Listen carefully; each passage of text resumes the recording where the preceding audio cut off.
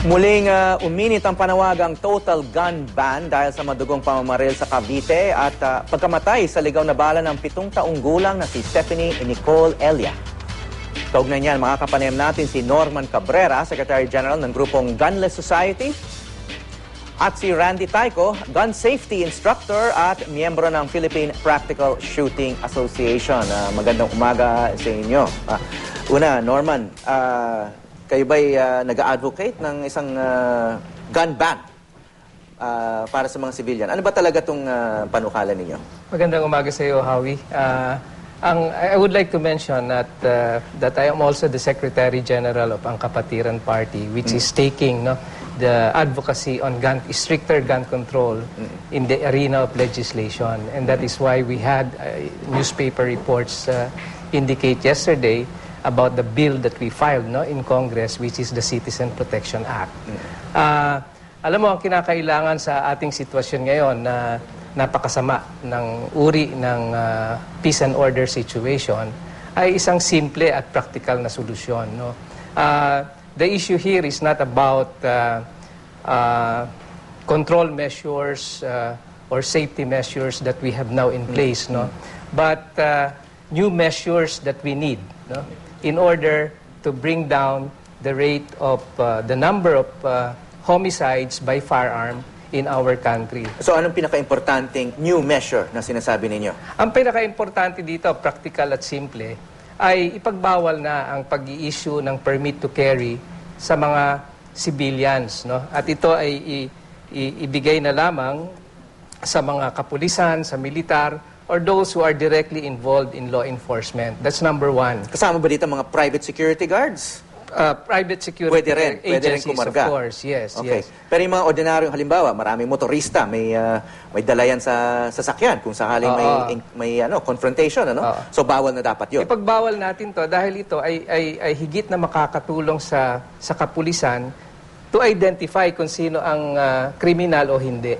'Di ba? Kasi ngayon, may makita kang kargado ng barel, hindi mo alam kung meron siyang permit to carry o wala. You cannot distinguish between a plainclothesman and a criminal. That's number one.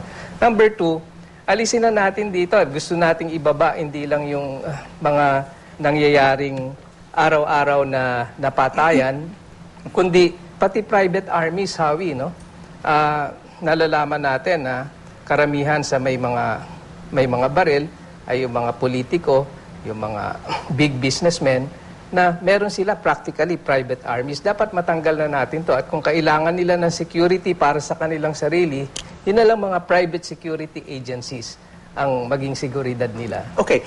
Randy Tayco, isa kayong gun safety instructor. May tanong lang ako, bakit maraming mahilig gumamit ng baril para mag-celebrate ng bagong taon? Di ba pwede nga bumili na lang sila ng mga paputok, mas mura pa siguro sa bala yun di ba? At yun na lang ang sindihan nila. Delikado rin yun, pero at least sarili lang siguro nila yung masasaktan imbis na yung magpapaputok ng live ammunition pa, So, ano yun? Anong nalalaman nyo tungkol dito sa tradisyon na to, dito sa habit ng ibang gun owners na magpaputok pag may bagong taon at minsan sa kasalan, sa probinsya?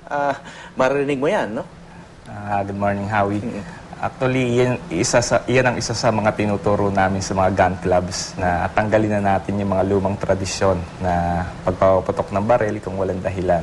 Unang-una, ang baril, tinuturo namin na ay huling result para idepensa sa sarili natin, hindi para gamitin sa mga okasyon lamang o walang kabagay-bagay.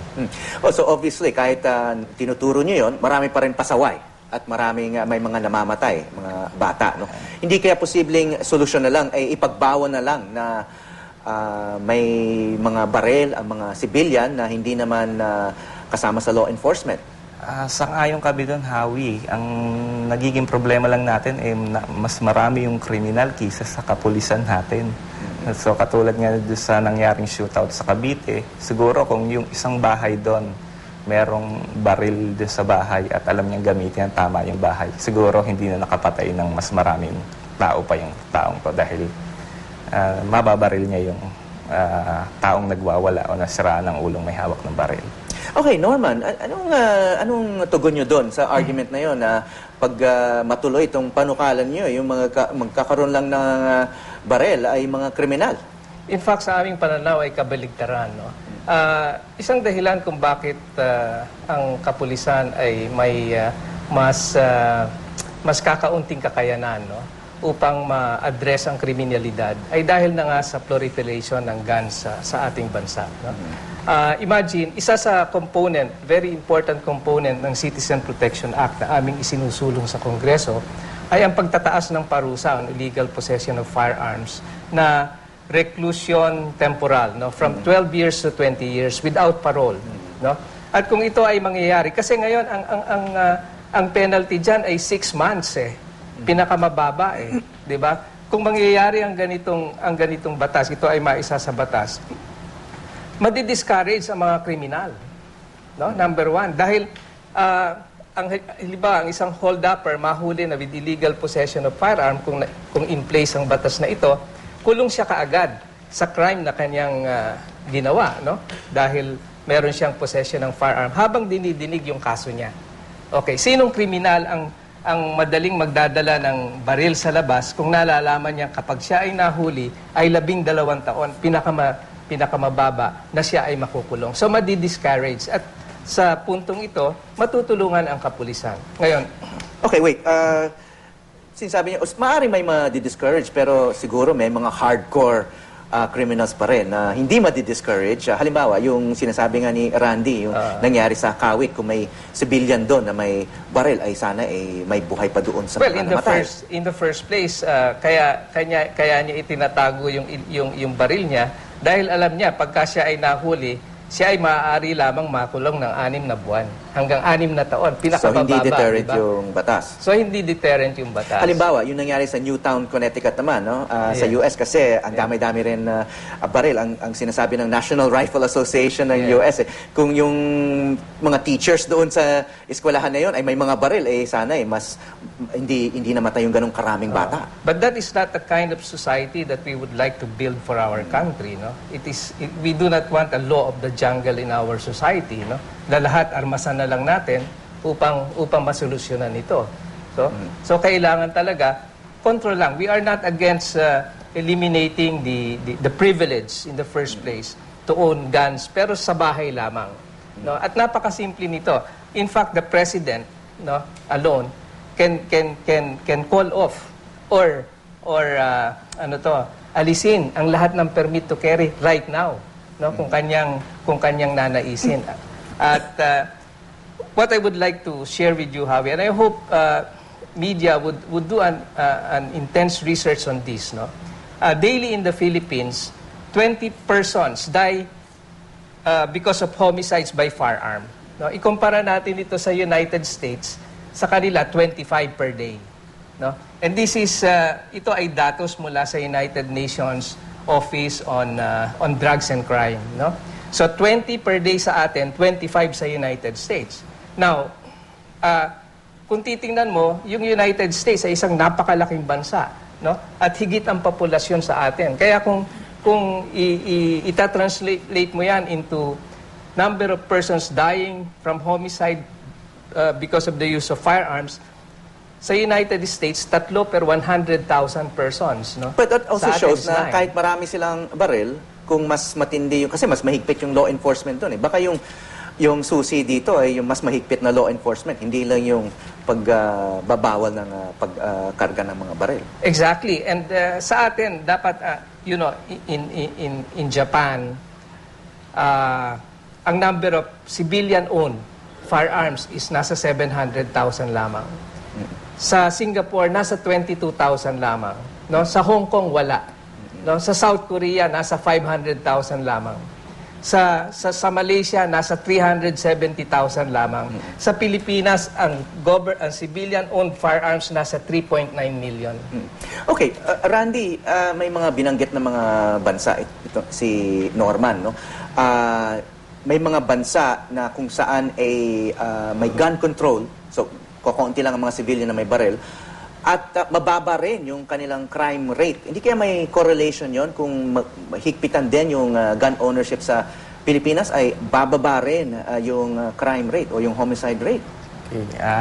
Actually, mahigpit na po ang gun ownership natin ngayon dito sa Pilipinas. Mahigpit na? Mahigpit na po Pero ang yan. daming loose firearms. Yung loose firearms po, ang kahit kami, hindi namin alam kung saan nanggagaling yung mga loose firearms. Kasi kahit So ano hindi rin yung- mahigpit kung maraming loose firearms. siguro po, oo, tama. So, yung source siguro ng loose firearms, ang dapat nating tutukan ng pansin kung saan nanggagaling. At yung ating kapulisan, dagdagan pa. Siguro kung block by block, may mga kapulisan dito, sino pa magdadala ng baril?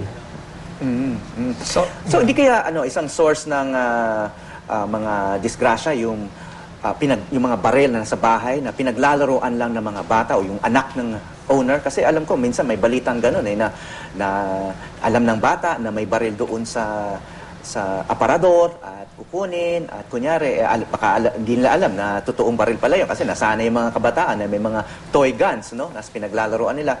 Hindi kaya mababawasan yung mga ganong klaseng insidente kung kumonti nga yung mga gun owners o kumonti yung baril sa kamay ng mga sibilyan?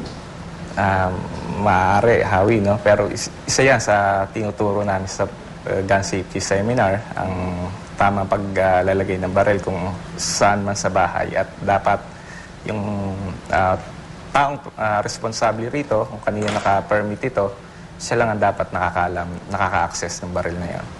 Okay, may mga proposals sa Kongreso, no? Ano bang essence ng mga bills sa Kongreso kaugnay ng issue na to?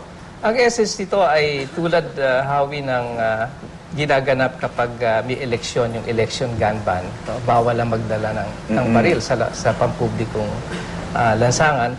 But dito sa legislation na ito, nais nating gawing year in, year out ang pagbabawal ng pagdadala ng baril sa pampublikong lugar. No? At pangalawa nga, itaas ang penalty. At pangatlo, magkaroon ng amnesty. And this is how we are going to address the proliferation of illegal firearms out there, no? Kasi paano mo mahihikayat ang mga tao na merong illegal firearm, no? Kung ang parusa ay mababa, no? At pangalawa, kung ito ay freely madadala nila sa labas, no, na hindi sila basta madaling mahahalata, no? So Kasi kung tanungin, pwede naman sabihin may license kahit wala. exactly. Yun ang sinasabi mo. Yeah, exactly. Tsaka hindi mo matukoy talaga kung sino yung illegal at kung sino yung legal. Napakasimpleng measure, Javi. At ito ang itinutulak ng Gunless Society at ng Kapatiran Party. Okay. Maraming salamat, Norman Cabrera ng Gunless Society at Randy Tayco ng Philippine Practical Shooting Association.